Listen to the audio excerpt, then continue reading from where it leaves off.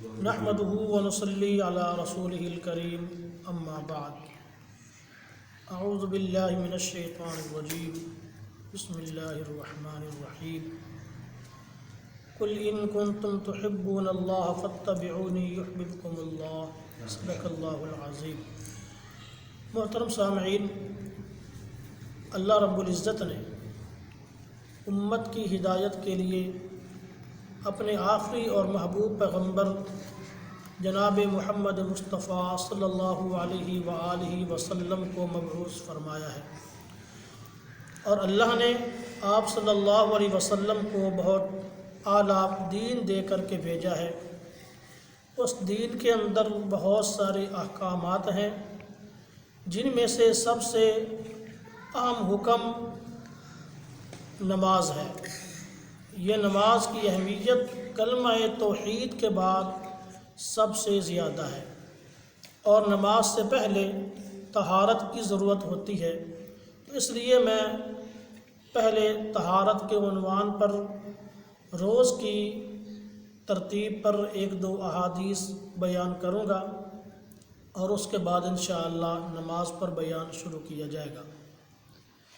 نبی کریم صلی اللہ علیہ وسلم نے ارشاد فرمایا، الطہور شطر الایمان، کہ پاکیزگی صفائی یہ ایمان کا جز ہے، ایمان کا ایک حصہ ہے۔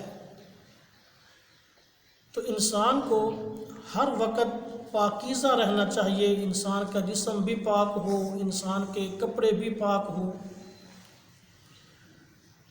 ایک دفعہ نبی کریم صلی اللہ علیہ وآلہ وسلم جا رہے ہیں تو راستہ میں دو قبروں پر گزر ہوا۔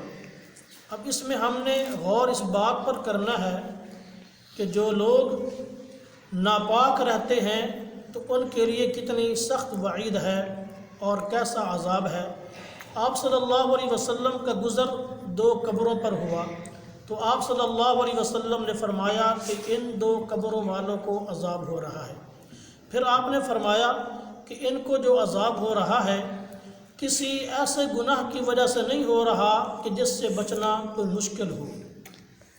ایک آدمی کو عذاب اس لیے ہو رہا ہے کہ وہ پیشاب کی چھینٹوں سے بچنے کی کوشش نہیں کرتا تھا، اور دوسرے آدمی کو عذاب اس لیے ہو رہا ہے کہ وہ لوگوں کی چغلیاں کرتا پھرتا تھا۔ تو ان میں سے ایک آدمی کو کیوں عذاب ہو رہا ہے کہ وہ پیشاب کی چھینٹوں سے بچنے کی کوشش نہیں کرتا تھا؟ تو اس لیے ہمیں طہارت خوب اچھی طرح کرنی چاہیے۔ پھر آپ صلی اللہ علیہ وسلم نے تر کھجور کی ایک شاخ لی، اس کو درمیان سے چیرا، اس کے دو ٹکڑے کیے، اس کا ایک ٹکڑا ایک قبر پہ گاڑ دیا اور دوسرا ٹکڑا دوسری قبر پہ گاڑ دیا۔ صحابہ کرام نے عرض کی، یا رسول اللہ صلی اللہ علیہ وسلم، آپ نے یہ عمل کیوں کیا؟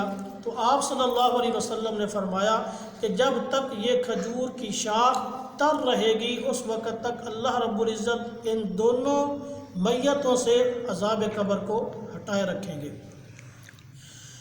ایک اور حدیث پاک میں ہے، عن ابی ہریرہ قال قال رسول اللہ صلی اللہ علیہ وسلم اتقوا اللاعنین۔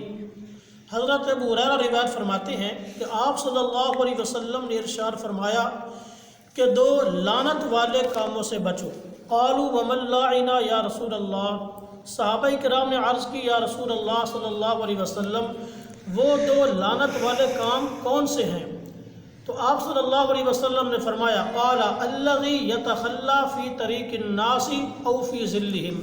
آپ صلی اللہ علیہ وسلم نے ارشاد فرمایا کہ جو شخص کسی ایسی جگہ پر قضاء حاجت کرتا ہے جو لوگوں کی راہ گزر ہے، یا اسی طرح وہ شخص جو ایسی جگہ پر قضاء حاجت کرتا ہے جو سایہ دار ہے، جس سے لوگ سایہ حاصل کرتے ہیں، تو فرمایا ان دو کاموں سے بچو۔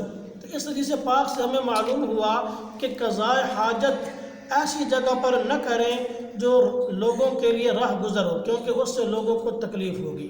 اسی طرح کسی سایہ دار درخت کے نیچے بھی قضاء حاجت نہ کریں، کیونکہ وہاں لوگ سایہ حاصل کرتے ہیں، کوئی مسافر آتا ہے تو وہاں پر وہ سایہ حاصل کرنے کے لیے کچھ دیر آرام کرنے کے لیے وہاں پہ رک جاتا ہے، اگر وہاں گندگی کی جائے گی، قضاء حاجت کی جائے گی تو ان لوگوں کے لیے تکلیف کا باعث ہوگی۔ تو اس لیے قضاء حاجت بھی ایسی جگہ پر کریں کہ جہاں پر کسی انسان کو تکلیف نہ ہو۔ اللہ رب العزت عمل کی توفیق نصیب فرمائے۔ وما علینا الا البلاغ۔